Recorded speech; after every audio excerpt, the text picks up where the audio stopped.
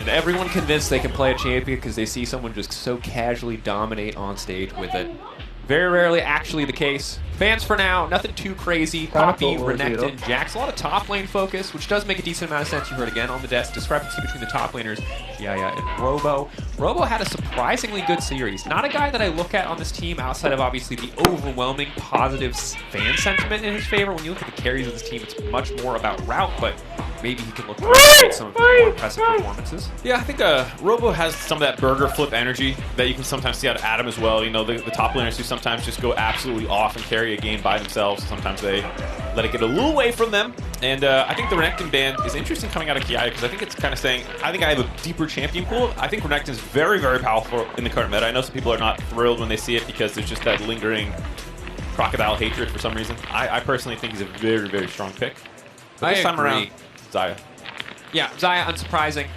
Question is, what is the option on the opposite side? Wouldn't be surprised to see Rakan at this point. You could wait on your AD, but since you're probably picking Kai'Sa anyway, just slam it. Rakan plus jungler would be my guess, since there's no rush to pick your support or your AD at this point. Yeah, the Rakan takeaway feels like a must. We've seen a couple games now where people do not do it, and are swiftly punished. Okay, unkillable Xayah and Rakan with absolutely free escapes. Why would you let two strong characters be even stronger together? Why would you do that? This doesn't make any sense. You maybe didn't want to win that game. That's fair. You never know. Sometimes you just pass on the We wins. talk a lot in competition about how both sides want to win. We rarely talk about the... But like, how certain are you of that how statement? certain are you? When Am you I make that sure? statement, that's an assumption. Don't you just wake up sometimes and go, I want to lose? Based on solo queue, I would guess that a lot of League of Legends players do wake up and say that to themselves. But maybe that's overly pessimistic for now. The Doomer cast checking in. Yeah, the absolute nihilism. The cast. Nothing matters. Yeah, you can pick that, or you could just like not. Or you could just not. You could go to bed. You could just not lock in a champion and get kicked out and have to wait for 6 Get out minutes. of Korea, go home, lay down. Anyway, yeah, so Kai'Sa Rakan, as expected, responding with jungle support on the opposite side. Again, Nautilus, Lee Sin, pretty standard. Lee Sin, a champion who, as always in the history of Lee Sin, can be pretty feast or famine. I'm concerned a bit for Croc because, again, feels like one of the more unreliable components of the Loud formula, but a champion who, if you do show up, if you do pop off, can obviously be game defining. It's a big vibe champion. I think if you're confident playing well, you can style on people, and Levi has played the Lee Sin as well a couple times, so maybe also a bit of a takeaway there. The jungle meta feels a little in flux. I think people know Maokai is strong, and you have... No. Continue your point. Okay. I held up my hands like I was going to say something because I have a follow-up to your statement. Please. Okay, so I was just going to say, it feels like the power rankings might flip around in the future. I think Lee Sin can be strong. Jarvan is you know, one of these pick ban champions, but now seems to be dropping in priority as the early stages have progressed. Are you going to lean more to the skirmishy ADs or just fall back to tanks like Sejuani and Rel and Maokai in the future? It doesn't seem clear to me quite yet. Yeah, and I will say that historically, at least from my memory, jungle is often the fakest champion pool in plans. We see a lot of creativity there. We see a lot of left hooks, a lot of things coming out of nowhere that disappear entirely once we head to Swiss or groups, obviously in the past. So I wouldn't be surprised to see drastic changes as we do kind of step up to that higher level of competition. But for now, Lee Sin has looked solid. J4, the other big one, not surprised to see it banned away. The Spear of Shojin build, dumb. Feels really good. I played it yesterday in our game. Yeah. Just endlessly EQing. Should he have EQ'd out at some point into the turbo? We don't talk about that play. No. He didn't want to. He just kept EQing, just forward, endlessly. Brain off. So you play J4, and it's damn strong. If you haven't played it, haven't tried it out yourself, even on 1320, get out there and do it. Live your best life. But Nico getting banned away as well. Mid lane focus here. Olaf, I guess, to shut down a potential option into the Cassante. Yeah, Robo played a fair amount of Olaf at MSI as well. It was one of his better performing champions. Him and Broken Blade were making that thing look disgusting in play-ins of MSI. So maybe a little bit of a scar tissue from that series that GAM had against Loud back in the day. Yeah, and I think if you are GAM and you kind of, maybe cut out some of these crazy variables, Kiaya is overall the player that you would favor in the top lane 1v1. So take away kind of the crazier options. Take away the champions who can disrupt the status quo. Olaf is one of them. Vi also going to hit the bench. So really just trying to limit reliable engage options for Levi. Don't worry, there's more in the tank. Oh, man. All right, Nocturne going in. Against his eye is always going to be a bit tricky. I like having the Nocturne, the Kai'Sa together. Nocturne obviously lacks immediate reliable CC to set the Kai'Sa up, but when you have Rakan as well, it's going to be tough for Rat to play the game. And Rat was the standout player bar none. Very clear to anyone watching the game, this is the guy that you want to shut down, and now GAM certainly have the tools to do it. Yeah, he has the first pentakill of Worlds, already at the 3+. Everyone is crying if they didn't select that for their pick'ems. And the Levi Nocturne is one of the greatest games of League of Legends ever played. If you go back to, I think it was like Season 6 when he busted out the super fast clear. Oh no! So that was we were in Wuhan, and it was I want to say 2017. 2017. It was Levi, correct? Yeah, he was level 6. Everyone else on the map was level 4 or 5. Bot lane wandered in with Galio to help him clear. Big mistake. Wild times. That was a very fun era for GAM. That was the initial rise of GAM. Yeah, a lot of those crazy strategies. And the VCX as a whole was this region that was unbelievably bloodthirsty, that was creative, and had the mechanical skill to pull those off. Yeah. I think if they ever make a League of Legends Hall of Fame history, greatest moments of LoL esports, that game needs to be in there as one of them. Yeah. I mean, I'm constantly impressed by the innovation that can come out of the VCS. I don't think we're getting quite as much of it. Tristana would have been interesting. Tristana Kai'Sa, obviously, the premier double AD composition was hit pretty heavily coming into Worlds, just between nerfs on both champions, as well as Ivern getting taken down a peg a little bit. But now instead we have the Victor, who I'm going to be honest, doesn't fit into this composition at all. Victor says, please come to me. Everyone else on GAM says, let's get in there.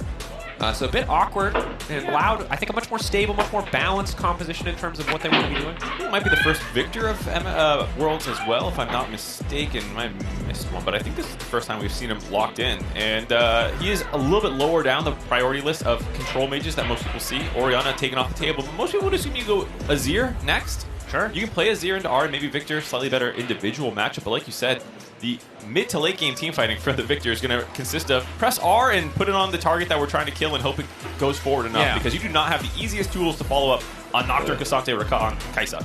And if you are in a situation where people do come into you as Victor, Victor is really fantastic. When you're ahead, he often feels sort of like this almost bruisery mage, given how many little movement speed steroids, the shielding that you get coming in from the Q. He can be very powerful. It's just so rarely in pro play do we see that situation take place.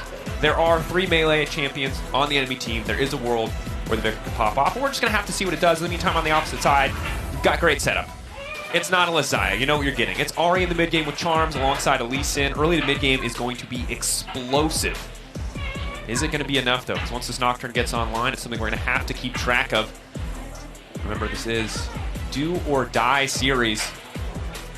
We move ahead to a best of 5 tomorrow.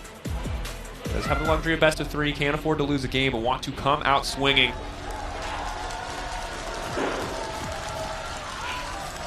Elimination Day, Game 1. Loud versus GAM. I'm excited to see if they can pull it off. You can hear a lot of support, I think, for Loud. If I can understand that crowd chant. Let's just hold on. Yeah, is that Loud? Yeah, no, that's Loud. Yeah, definitely Loud. They show up at MSI. The Brazilian crowd was going crazy behind us, bringing a ton of energy compared to when other regions were playing. Yeah, and I will always respect that level of fandom. We're going to see for a brief moment. Colin just spamming some voice lines. All right, no one. All right, what? Anybody? No? All right, no one's going to kill each other.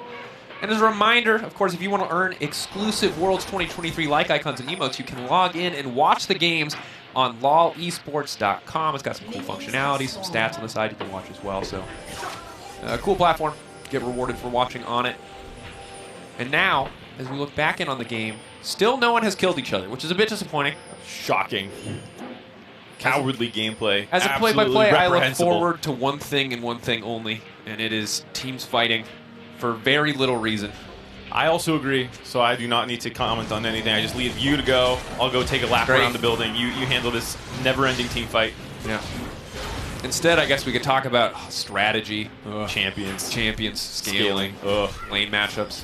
Yawn. Big yawn. So, speaking of the strategy, curious to see if Levi does anything. Historically, when you look at Nocturne, obviously a champion that you're like, oh, power farm to 6. But if there is decent setup, which there is on the bottom side, and he has started on the top side, so he can clear top to bot, there is room for him to get in for early ganks. Champion does a lot of damage. That said, kind of just expecting a relatively chill early game from the side of GAM, whereas Croc is really the one who needs to try and get something done with this early game Lee Sin. I think you're especially going to see a lot of focus out loud around the mid lane because it does feel like one of the more punishable ones on the enemy side. It's also where you have a lot of the best setup. Of course, you can make plays in any lane for Croc, and this is exactly what you want when you draft a Lee Sin, is you want to have an abundance of options, so if something goes crazy in the bot lane and someone loses flash, you can then punish that. It's very easy to follow up on. And it's a very good composition in that sense. And you do still have some assurances in your scaling with the Xayah. So I do like Loud's composition for GAM. We already kind of talked about some of the maybe different ideas that the comp can go for. But at the very least, like you said, there are a lot of short-range champions on Loud, so you can always just drop your EQ on top of people and just drop tons of damage.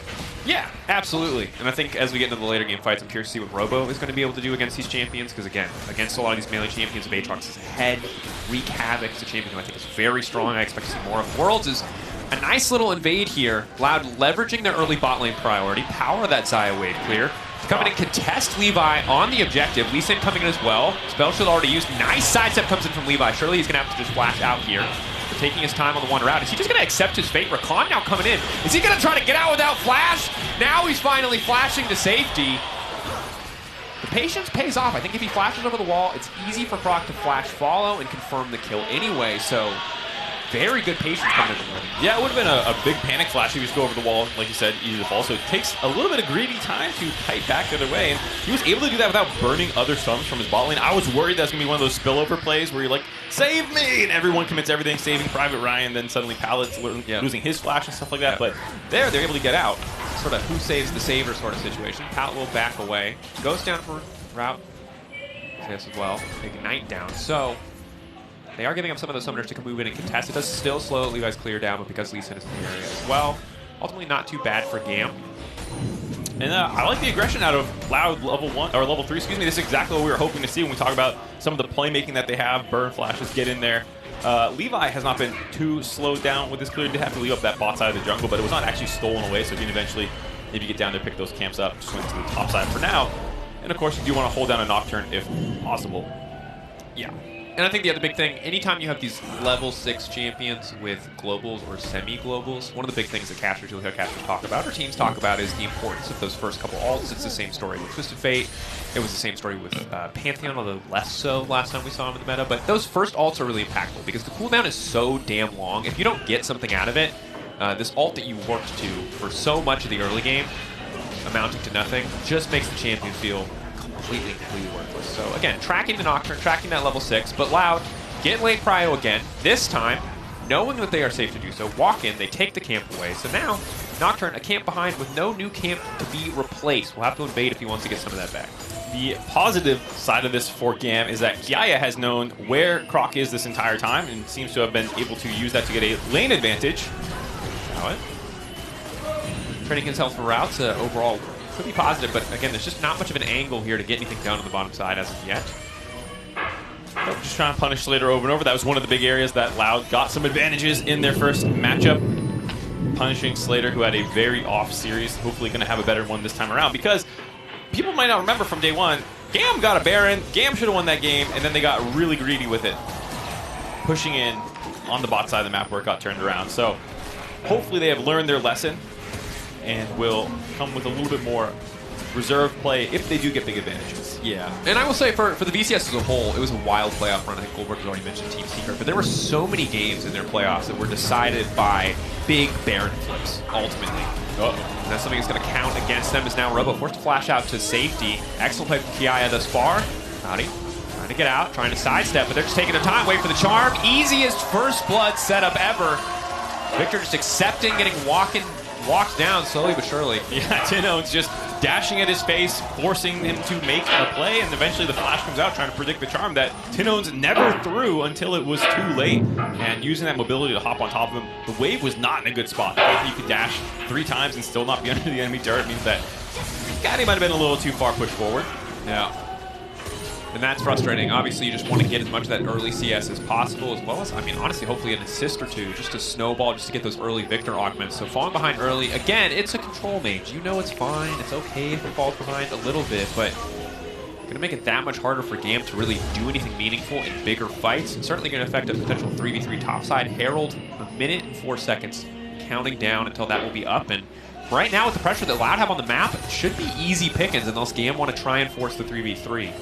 Yeah, we'll see how they want to do it here. Crashing a wave right now, Loud, means that they can get a little bit of chip damage down this turret, get your first couple plays, then maybe get a reset off and move to the Herald.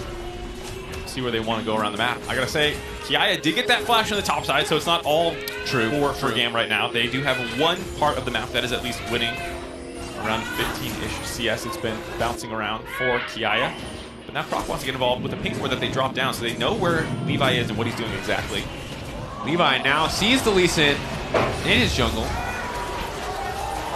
Pullback gonna come through. Now the Q2, Q3, big damage, and again, clean and simple. Wow, just walking into these kills. They're not burning flashes, they're not getting over aggressive, they're not wasting cooldowns. They're just making it happen in the enemy jungle. And I gotta give credit to Robo there. He started that play off about a minute and a half ahead of time, running to the enemy jungle, dropping a pink ward down so they knew exactly when and where Levi was. That ward was not swept out. You can still see it there in that part of the map. And very easy to go ahead and now combo that with that Rift Herald, though Kiaya is trying to do his best to stop it. Checking in on the experience, Levi the one that you need to watch. He has been delayed from approaching level 6 at this stage. Once he gets that, maybe they have tools to contest, but there are no camps here for him to take. This is a spectator Rift Herald. Levi's in the area, he's clearing out the vision. GAM came to watch for a minute, just so Loud could show them how it's done, but yeah, sadly, we see there's you, no bro. reason. Nah, one of those plays. It's a difficult situation. If you go bot side, you're 100% conceding it. You think maybe if they fumble something, we can make a play, but there's no play to be had. And for now, Loud playing much cleaner in the early game. They are leveraging the priority that they have in lanes. They managed to make plays despite a losing top side, but now the counter punch coming in from GAM, the flash out from Nautilus is good. Oh. And ultimately, first Nocturnal traded for a Nautilus flash is a damn good deal for Loud. And Levi actually burned his flash there as well. Looked like he was trying to prediction flash over the wall to get the fear on Nautilus, or was maybe trying to flash to the other side of the Nautilus for the fear to push him further up the lane. Either way, though, the fear was not that close to going off. Nautilus gets to the wall, gets the flash out. So Seosh not just eating Levi's ultimate there, but getting his flash out as well. And like you said, you hear casters talk about it. I'm going to do exactly that. You want? Tell me, Mark, when you have a global or semi-global champion, Dracos, you want it to go well. It's a long cooldown on that ultimate. And now he's going to have to wait for it to come back up before he can do anything. And often in the past when Nocturne was popular, you would see them rush Lucidity boots just so they could have it up before their first ult for that nice chunk of ability haste. Levi has no such luxury. It's going to be a year, 2 years maybe. He'll have children. They'll be working their way into preschool by the time we see another ult. Maybe even kindergarten. It's going to be quite some time before we see that ultimate up and available. As Board Drinker coming out for Lee Sin on the opposite side. This is bad. And again, it's only a 1.3k gold difference at this stage of the game, but GAM can't do anything. No, not really. Like, maybe you can go to Kiaya's lane and get some advantage there. And it is, of course, nice to have your Cassante winning, you know, but he's not going to be as powerful as Route, who's just free farming the bot lane, grabbing turret plates just for existing and having shove, basically, and winning lane phase against Slater for the second series in a row. Slater has to be careful here. Oh! Hook, now Tino's with the follow-up. Dash out to safety. Nice! Taking down Slater. It must be Rain and Blood on the bottom side. Caught next on the menu, but he manages to get down a nice gravity field. Locking up 3. Good damage back onto Tino. Trying slowly but surely to cut through the arm. He's going to get him. The max range death laser. He might be a little early on the spell shoot. It might not matter, however. He's trying to use him as a hook out to safety. Croc committing to the play. He's got the more drinkers available as well. He wants to finish. Field. Cotty. W after W. He's taking his time, 1.5 seconds, but he's got all the time he needs. They're stunned every single time. Robo gonna get some plates back, but nice counterpunch from GAM. Making it work. We were doubting the Victor a little bit in the draft if it was going to come through, and if there's a turret dive that you can teleport into and help turn around, that's going to come up big. Getting those 2 kills, he is a very strong scaling champion who might be able to stuff these dives from Loud if they keep coming in. That was a nice turnaround there. Did cost a lot of resources, though, out of GAM, giving Robo some free time to catch up in the top side of the map. Still a pretty net even play at the end of the day.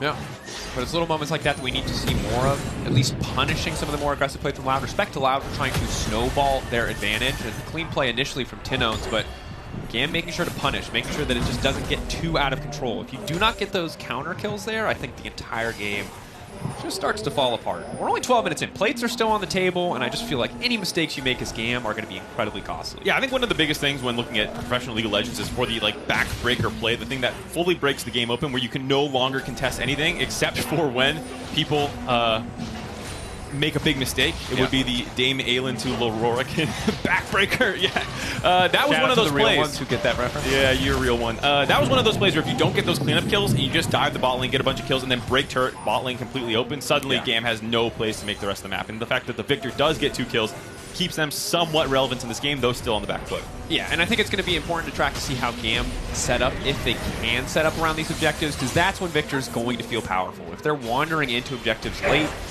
they're not going to be able to do a lot. Herald is going to charge here. Some nice money to have. Ulti coming out. We saw this play just a couple minutes ago, Robo. Once again, able to make it out to safety. Pull back. Kiaya now going over for the follow-up. Knocks him down. The desk called it out. We see it come to life on the top side. Kiaya finding the solo kill. Yeah, Robo thought he was out, had his flash up, would have needed to flash the Q3 to get enough distance, that knockback keeping him in range for Kiaya to just go over the wall. Also had his flash, that's why you would need to flash the Q3 to get that extra distance. Not able to get it done, but Robo doing top lane things. Losing lane, winning game. We're chilling, absorbing pressure as we get the dragon. Yeah. Ooh, this is a play we got to take a look back at. Watch Tinones here. This is what's sick nasty. Oosh! The Ahri flash forward, pull back on Q. Second part of it, very nice. Now here, kind of caught him in a rock and a hard place. He could have ran down, I thought, to get further away from Victor's gravity field. It does scale on speed based off distance from Victor, and so if he ran south there, but then you'd be just running into the waiting arms of the Cassante. Chose not to do that, and almost saved Levi there. Not able to get it done. Back to live. Coming in. Pallet locked up. They've got too much damage, but Rakan, he's got a stopwatch. Is it going to be enough? He is able to make it out to safety. Well played by Pallet to survive. Forced to burn an important cooldown. Manages to walk away with his life. That said, the tower, are they going to have enough tools to protect it? And again, we're in a situation where Kiaya forced to come bot lane to protect the play, and Robo, the one who benefits. Robo, the one who's going to get some time alone on the top side with his tower. Yeah, you look at the CSD at 14, suddenly, hey, pretty even lane phase, guys. Look at the stats, don't look at the context. Robo went mostly even, 1 death, whatever, that happens. Otherwise, he also had that great pink board. Look, man, MasterCard lane economy snapshot. Bam, this is the moment where we took the picture. Tiny lane gap, Therefore, 220 gold. This is bam. The beauty of a snapshot. That's all we care about. Yep. It's like the post-game screen where your AD carry is 9-1, despite the fact that they were 0-0-0 for 30 minutes. Doesn't matter. Carried the game. That should have been team fights. Yeah. No, just a bit of a rough game for Robo, but the rest Loud looking incredible. The mid and bot side very much going in their favor. And we were hyping up Route for a reason. He is the primary carry for this team. They know it. They're sending a lot of resources down there to help him out. You can see a lot of the plays keyed off the fact that they're getting pushed in the bot side of the map. Then Croc invades, then they spill over down to the bot turret for those dives. Do not end up breaking that turret, though. It is actually Robo who, because there's so much pressure down the bot side that GAM has to respond to, Robo is actually able to just take top turret for free. Yeah. Now, Tindon's going to be able to grab this tower. Top turret down, obviously from the side of Loud, but they might fish for the dive here onto Robo. Again, trying to punish one of the weaker sides of the map. Nocturnal coming in, Ignite already ticking. Early Ignite just to make sure there's no Aatrox ceiling, but out he goes! World Ender out to safety. There's no wave there really either to play around the tower, so they're going to try to push for more. But now Cassante, can he hold on? Slater off in the area. Croc getting over. Aggressive, a kickback. Oh, he's to finish the job. Croc, no! Oh, his mind was telling him no, but his body was saying yes, yes, yes, and all of Loud saying no, no, no. That play did not work out. Little Lee syndrome costing him here as Tinones finally dashed down to safety. Charm has got a bit more movement to come through, but the play will fizzle. Top side will finally break the tower. Yeah, your reference game is sick today. Been trapped in a hotel room for 3 days. Sick. Let me out. He's been cooking for 3 days. Finally has some bars to drop. That was the play again, saving GAM's time because they just invested so many resources into the top side that failed. Then Loud is saying, okay, great. 3 members on the top side. Kiaya is trying to stop his wave from getting in. He's trying to protect his mid turret. Let's go ahead and kill him for it. And they almost get it. They almost land this, but after the damage, nicely timed flash out of Slater. I'll give him that. Sometimes you flash slightly too early and the Lee Sin Q follows you post flash, but he was able to get away from the damage after the Q2 connects. Then the people from the top side, because that play took so long to develop, are able to get down and show up and actually help out around the mid lane. And they get a ton of kills back. They're able to close that gold gap almost to just around 600 here. TB coming in from Cotty. GAM looking to further cement their advantage after that positive play. Again, the gold, very small difference at this stage of the game. Robo stepping forward. Infernal Chain's going to be avoided. Yeah, strong. Just going to step in, pull the Lee Sin back. They're going to try to one-shot the jungler as quickly as possible. Croc had a fantastic early game. But now he's just getting knocked down. Pallet flash out to safety. He's safe for now. Robo getting pulled back. Tino's waiting over the wall. They can't quite find the angle. Nocturne going in. Feathers are going to fly. Levi needs to be flawless with spell shield timing, but he's not even going to get the opportunity. Levi finding one, another coming through. Robo getting pulled over the wall by Kiaya in the fights. GAM is monstering Loud. They have finally grabbed a gold lead back at that Rift Herald fight. GAM take the lead in the game. They have pressure on the tail end of that. Starting their scaling online. Caddy up to 4-1-1. But the start of this play, the fact that he's zoning the bot side from being able to collapse. So it's a 4v3, and Kiaya says, great, I'm charging in there. He gets the double flip back on Q3, allowing Croc to be the first target that they melt. Finally, the bot lane of Loud has caught up here, but the fight's already over, and Caddy just continues to threaten the backside of the fight. Robo has some heroics here. He starts kind of getting those resets that you see an Aatrox do. His health bar shoots right back up there, but just too little too late. Kiaya is still able to find the shutdown afterwards, and again, like you said, Levi on the other side of the fight, finishing off that backline. Yeah, and if you looked at the damage during that fight, about 3.6k Cotty over the course of the fight, Kiaya at 2.6. Just crazy. Goal difference over time, obviously telling us the story of this game. Powered by AWS. Great. I'm going to be honest. I was ready to just apologize to Croc. I said I was skeptical about his Lee Sin, and it was so good. And I just feel like that play on the mid lane, he got ahead of himself. And you talked about the backbreaker play. And I think that into that fight we just saw was the backbreaker play. Except Croc broke his own back. It's like he just jumped onto the other guy's knee. Or it's like when you have the guy right over the head and they do that weird spin thing down and they flip it around, suddenly you're flipping the other guy on his back. I don't know what that's called. I haven't watched enough WWE. Someone else can let us know. Stress is somewhere watching. Stress, yeah, if you're watching, let us know. But that sucks for Loud because again, I felt like their early game was pretty immaculate this game. Yeah. Pressure across the board, clean ganks, simple plays. And then they tried to just get a little too fancy in the mid lane, gave away a bunch of kills, and then GAM came right back into it. And that's the thing about these VCS teams. You can't give them an inch. They will always go for the mile. They are down to scrap, and if you go for a dive, they're going to meet you there. They're going to contest that play. You can see time and time again, GAM are submitting resources. They're not the go to the other side of the map team. There are some teams, when they fall behind, they start trading objectives, they try and scale, they try and stay relevant.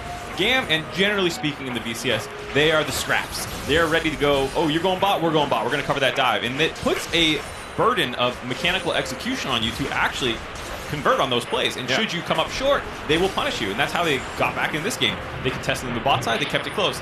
Mid lane, they finally flipped it around. Then here at the Rift Herald fight, third fight in a row, that GAM was able to come out on top. And Loud's comp is admittedly kind of difficult to play. If you're not landing charms, if you're not landing the kickbacks from Croc, if you're getting split in these fights and not assassinating someone out the gate, you're going to do less damage than GAM's composition, just fighting front to back kind of, and with their backline flying in. Yeah, and it's going to be tricky, because ultimately, where are you using that Lee Sin kick? Who are you kicking? Where are you going to find that angle and that opportunity? It's difficult to find a meaningful impact. Croc once again caught out here. Herald has been utilized. Ignite now ticking, just barely able to heal up. Nocturne all coming in, but won't be able to find a target. Looks like he dropped out of vision just in time. Palace heading forward, just maybe hoping to catch Croc out. Of course, Lee Sin lifesteal buffed coming into World, so was able to heal up pretty quickly on the camp there. But mid lane tower broken open, and this is where the game starts to get a lot easier for GAM. And now it's fishing for these picks, and I think this is what Loud have to do to try to find a way back in. Yeah, I like Loud stepping forward here with the amount of resources that were kind of used to find the kill onto Croc. Multiple ultimates down, 4 of them, and not finding that kill gives Loud space to finally step back forward, get involved, start clearing out this vision. But the way that they're going to win this game is most likely through pickoffs, which means you're going to need to find avenues that are not warded out by the enemy team to find those backline targets. Like you're saying, you're probably trying to kick the Kaisa or the Victor if you can ever find them without the rest of the team around them. Go for them. If it's straight team fighting, if you're just meeting it up at objectives, it's probably going to be GAM favored. Certainly is. And I think this puts even more pressure on the players featured today in our featured matchup presented by Mercedes-Benz, Rat Slater. You know, for Slater, I think his life is easy now, because in the laning phase, Rat absolutely was getting the better of him. If that had continued, you would expect Desire to take over fights, no question. But Slater, as much as he's the focus, the center of attention, the rest of the team have now made his life so easy because he doesn't have to be the superstar in fights. He just gets to leap into the back line, try and one-shot an Ari, maybe a Zaya, or just hit front line. He is chilling. You can see the Quick Blades Kraken Slayer build. There's been a lot of debate about the right Kaisa build. She's a champion that can kind of build anything, but of course that doesn't mean it's optimal. Sure. In this game, there's not a ton of frontline to punch through. Robo is sort of the tankiest, but that's more for like drain tanking than resist or anything like that. But was behind in the game, and so did not go for the lethality build, which I think I personally like a lot. If you're ahead or there's not that many tank champions, go in there, blow people up, especially with this kind of composition, I think would have made a lot of sense. But being more DPS oriented here this time around, more front to back, kind of working with the Victor kind of identity. Yeah, I think I like the adaptation coming in. Obviously, Quick Blades Kraken Slayer can be strong overall, but the TP behind him. GAM looking to further press their advantage. Second TP now coming in. Nocturne to sow a little bit of chaos. Rakan immediately going in, but the feathers fly up, and so far the disengage has come through. Caddy immediately going to try to flashback out from round. The entire team forced to disengage. It is Robo versus the world, and Robo's doing all right thus far. Kicked over the wall. Croc now re-engage coming in. Tino's one more charge left on the dash. Needs to get the kill, needs to get the resets. Robo on the backside, maybe he can do it. Tino's going forward, wants to find the kill, but again, despite all of their efforts, cannot find the angle, and it is all falling apart. They managed to get out, but they try to commit again. They try to turn it back in their favor. And then at the end of the day, GAM stopped them in their tracks and set their sights on the Baron. GAM brute forced that fight, multiple teleports, the Nocturne ultimate, and honestly, Loud did a great job kiting that out. And there was a moment here where, again, we talk about the mechanical barrier of execution of this composition came up just short. Here, excellent ult out of Route to stay there, make sure he doesn't get charmed up by the Rakan. They managed to cut this one out. Route's threatening the backside. Here, Kati is going to get kicked right as Tino's dashes in with his Everfrost. And the miss of damage there, the fact that they were not able to actually just land that combination of Release and Ari together to get that kill, to get the reset, to then charge through the rest of the fight and potentially meet up with Robo, who was on that backside that entire time. If you get that first kill on Kati, you can probably reset most through the fight and actually maybe win it, or at the very least, do enough damage to stop the Baron going down. That does not happen. GAM is now completely in control of this game. And it's wild to see how quickly this game has turned around and how well GAM are now playing with the lead. Because again, the early game was rough. This Nocturne looked pretty useless, but now is looking very relevant in these fights. Especially when Loud have to burn so many cooldowns just to get away from the initial engage. It's kind of a field day for Levi once he sees these immobile carries cooldownless. And just run in. Blue Trinket going to spot out the dragon happening. Not a lot to be done here, but again, Loud were able to grab a dragon early in the game, so it is not sole point. Kiaya stepping up pretty fearlessly. Good poke coming through here, but GAM trying to bully their way back to mid lane, just take control of this wave. Off on the flank is Pallet. Here's Levi. Also available. Push for the fight here. Tino's walking out, marking the flank, spotting it, but Tino's didn't see him. Didn't see him. Clean play around the vision, and instantly he just goes down. Flawless coming in from Slater there. As now the fight's going to continue. A bit of a slow siege here. The kick back, the knockup going to deny it. It's going to stop it. Everything again. Loud cannot find the angle in these fights. Route's still standing, but everyone else is falling down. Robo trying to buy space for the 80 carry. But Route's just not allowed to play the game. There is no room for the Zaya to maneuver. The featured matchup be damned. He does not matter. GAM breaking through. Very likely to take at least an inhibitor. Will not be able to push for the win. It's just too early in the game. Yeah, 15 seconds on death timer's not going to be able to get through both Nexus turrets afterwards. We'll see if they can even grab the inhibitor. Looks like they're going to back off for now after Route has healed up there. And Palo was in the flank wanting to go, but his ult was just seconds away from being up. And it took too long, so he abandons the position. And I think Tino's was just totally focused on mid lane, not even looking where his champion was going. Can we see the vision? He's just walking right at him. Yeah, he's just not looking. You said he just didn't see him. I thought there was a vision bug. No, I mean like literally his camera was in mid lane. And this is what's frustrating if you're a Loud fan, is this was almost a perfect early game, but the hands weren't good. The brain has been pretty good this entire game, but just these little mistakes everywhere, plaguing this game for Loud. This is not how you wanted to start the series. Yeah, you almost feel there's like this slight moment of hesitation out of Pallet being like, am I trolling? Or is he baiting me? Yeah, like, is this a trick? Is there someone behind him? But no, as soon as that ultimate came up, Pallet was able to go flying in there. He's had a very good game, 0, 1, and 10. Had a rough lane face, him and Slater. No doubt about it. There's something that they will need to keep an eye on going forward in this series. But at the very least, once they're out of the lane phase, these two have looked monumentally better than the first time Loud and GAM squared off on day one. Yeah.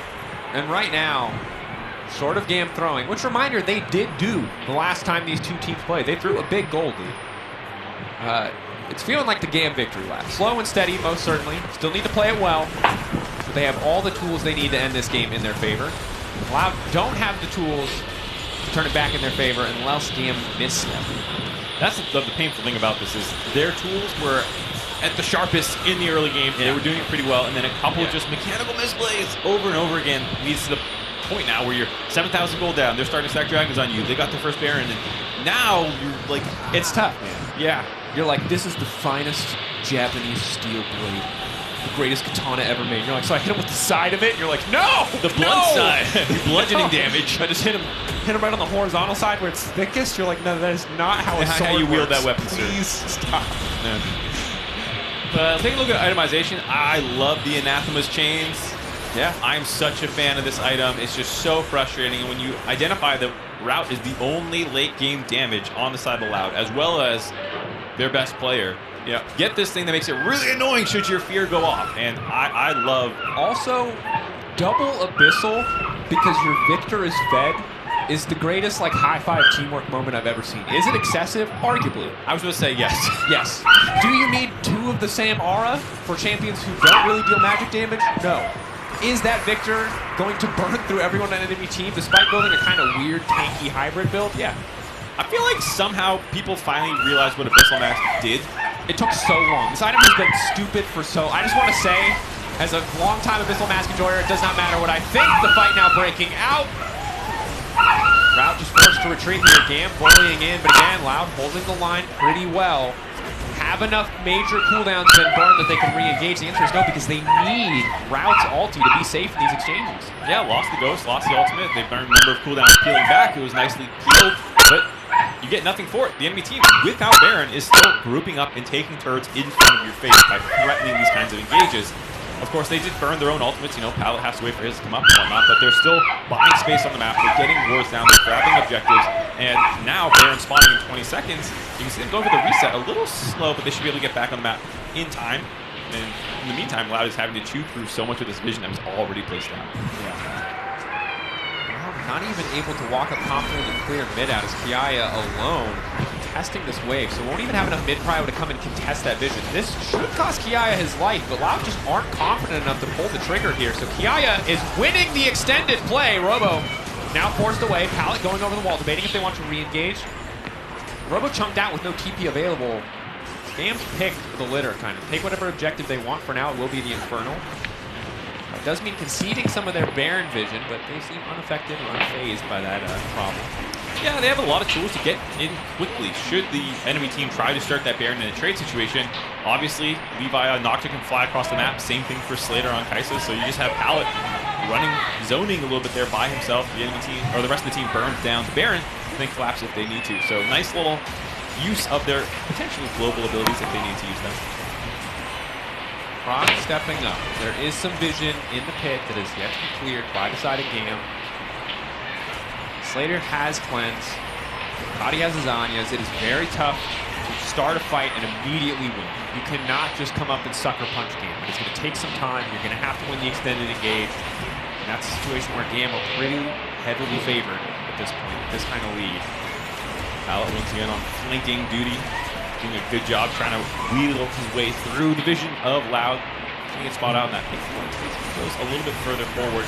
And this is the difficulty for Loud, is that GAM is not just going to start the Baron and get super low and let you jump on top of them and murder them all. They're going to hover around that area, try and get you to face check them, look for opportunities for Pallet to catch you off on the side while the rest of the team has pressed forward into that vision to make sure they have not actually started off that Baron, because they do have a very, very fast Baron team here for GAM. If you do give them alone time, they can melt through it. Kiaya stepping forward. Immediately, though, GAM pulls the trigger. They try to find the angle. Levi on top of the back line. Everybody running. The entire team split. A beautiful pullback coming in from Kiaya. Croc now left all on his own, so Pal going to get immediately kicked out. Croc finding a bit more space for his back line, but he's already down. Slater ults in, and Kiaya does not care, baby. Get the Casante coffee pastas ready. This guy's making it happen. The Route desperately holding on, trying to fire back. Kiaya, just be careful about stepping nice. Route blast coming through.